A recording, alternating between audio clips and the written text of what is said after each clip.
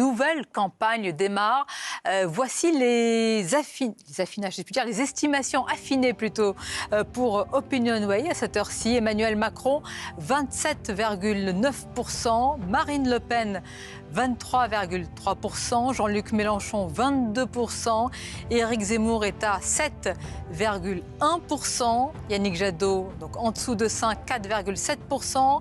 Valérie Pécresse, 4,6%, Jean Lassalle 2,8%, Fabien Roussel 2,4%, Nicolas Dupont-Aignan 2%, Anne Hidalgo 1,8%, Monsieur Poutou 0,8%, Madame Arthaud 0,6%. Voici donc à cet horaire-là les dernières estimations, en tous les cas affinées avec notre partenaire Opinionway. Je voudrais qu'on reste encore un moment sur la droite, Louis de Ragnel, pour vraiment expliquer, sonder l'abîme dans lequel se trouve ce parti, quand même parti historique, héritier du gaullisme. Où est-ce qu'il se retrouve aujourd'hui, ce soir ? En fait, il y a un problème qui a commencé bien en amont.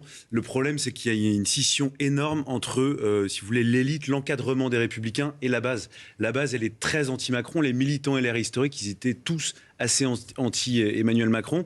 Et vous aviez, globalement, il ne le disait pas comme ça, mais la moitié des parlementaires LR qui auraient pu travailler avec Emmanuel Macron, mais qui se disait peut-être que ça n'ira, enfin la tentative politique d'Emmanuel Macron n'ira pas jusqu'au bout, et donc les Républicains sont complètement perdus. Et il y a une espèce de schizophrénie. Et on se posait même la question en préparant cette émission comment va réagir l'électorat LR ? Il y aura à la fois un front tout sauf Le Pen et un front tout sauf Macron, c'est-à-dire les antipodes absolus.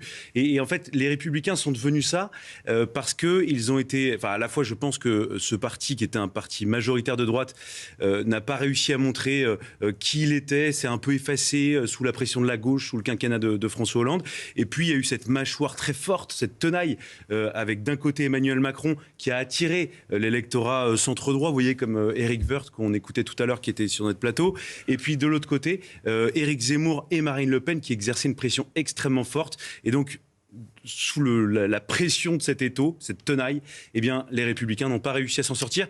Je pense qu'en fait, il y a une raison systémique, qui est celle qu'on vient d'expliquer, et donc qui dépasse aussi, il faut être honnête, la question de la figure de Valérie Pécresse. Elle n'a certes pas fait une bonne campagne, mais je ne sais pas s'il y avait eu une autre candidate ou un autre candidat, est-ce que réellement les Républicains avaient une chance de faire mieux ?